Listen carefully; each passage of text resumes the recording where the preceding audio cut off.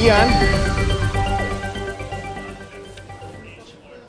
Yes, Rafi, sa day 16 nga ng impeachment trial laban kay Vice President Sara Duterte, hiniling ni Public Prosecutor Representative Joel Chua sa impeachment court na kung maaari ay pagsalitain si Private Prosecutor Virgil Ligutan. Kaugnay ito, Rafi, doon sa naging manifestation ni Attorney Sheila Sison ng depensa patungkol sa social media post ito ngang si Ligutan ukol sa misleading questions. Pero hindi muna ito pinahintulutan ni Presiding Officer Chis Escudero dahil hindi pa raw maglalabas ng ruling ang korte.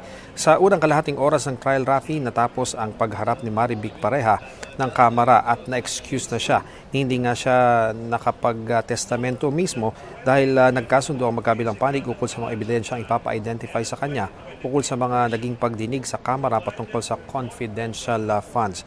Sunod na iniharap ng depensa si Gina Acosta, ang dating Special Disbursing Officer ng OVP na nag-handle ng confidential funds ng OVP mula 2022 hanggang 2023. Idineklara ni Attorney Virgil Ligutan na magiging unang hostile witness nila si Acosta dahil sa posisyon niya sa OVP at dating trabaho bilang SDO.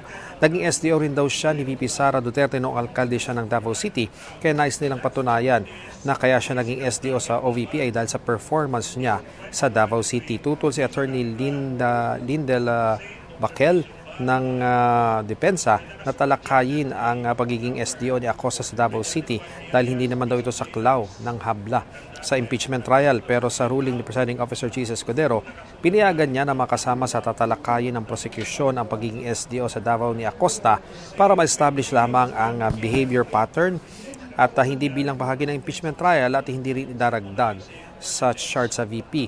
Ayon kay Bakel, hindi agad pwedeng gawing hostile witness si Acosta. Kailangan pa raw itong ma-establish ng prosecution. Git niligutan may counter affidavit na si Acosta sa Office of the Ombudsman ukol sa reklamo patungkol sa confidential funds. Si Presiding Officer Chis Escudero na ang nag-rule na gawing hostile witness si Acosta na co-terminus ang posisyon sa OVP kay VP Sara Duterte at kapag wala na nga sa OVP ang bise ay mawawala na rin siya ng trabaho. Pinayagan namang maging hostile witness, sinabi ni Escudero kay Ligutan na maaari lamang magtanong ng leading question sa testigo pero hindi maaari ang leading question. Sa ngayon, Rafi, ay nagpapatuloy pa rin ang pagtatanong ni Attorney Ligutan sa hostile witness nila na si Gina Acosta. At ina-expect din, Rafi, na magkakaroon ng break ngayong tanghali ang impeachment court at wala pa rin tayong naririnig ukol sa posibilidad o kung ano man ang magiging posibilidad dahil nga sa sama ng